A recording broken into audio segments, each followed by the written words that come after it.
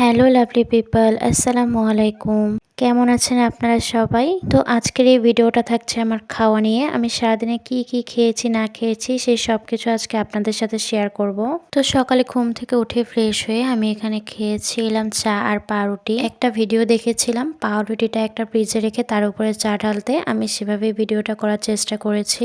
আর তারপরে 11টার দিকে খেয়েছিলাম পরোটা আর ডাল। আর তারপরে 12টা বা 12:30টার দিকে আমি একটু ঠান্ডা খেয়ে নিয়েছিলাম। আজকে প্রচন্ড পরিমাণের গরম ছিল। আর তারপরে ফ্রেশ হয়ে এখন দুপুরে খাবারের পালা। আর আজকে দুপুরে খাবার মেনুতে ছিল খুবই সামান্য আয়োজন। তো ফার্স্টে আমি এখানে বেগুনের চপ দিয়ে ভাত খেয়ে নিচ্ছিলাম। একটা সময় ছিল বেগুন আমার একদমই পছন্দ ছিল না, বেগুনের চপও একদম ভালো লাগতো না, কিন্তু এখন আমার কাছে দুটোই অনেক ফেভারিট হয়ে গেছে। তো বেগুনের চপ দিয়ে খাওয়া শেষ করে তারপর আমি এখানে একটা ডিম আলুর ঝোলের তরকারি নিয়ে নিয়েছিলাম। আলুগুলো অনেক বড় বড় করে কেটে দিয়েছিল আম্মু, আর এই তরকারিটাও আমার কাছে খুবই ভালো লাগে।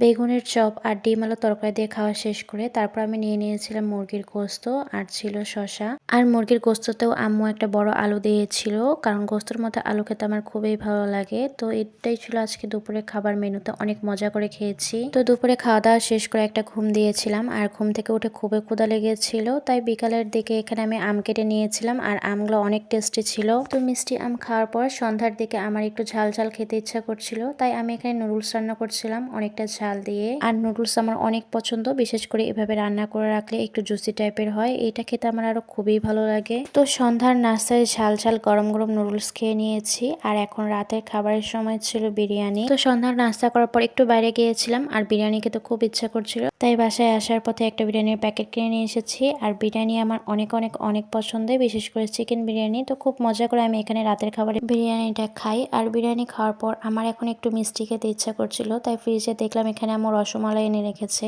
তো রাতে বিরিয়ানি খাওয়ার পর আমি তারপরে খেয়েছিলাম রসমালাই, আর আজকে সারাদিনে আমি এগুলো খেয়েছি। তো আজকের এই ভিডিওটা আপনাদের কাছে কেমন লাগলো সেটা অবশ্যই কমেন্ট করে জানাবেন। তো আজকের এই ভিডিওটা এখানে শেষ করছি। সবাইকে আল্লাহ হাফেজ।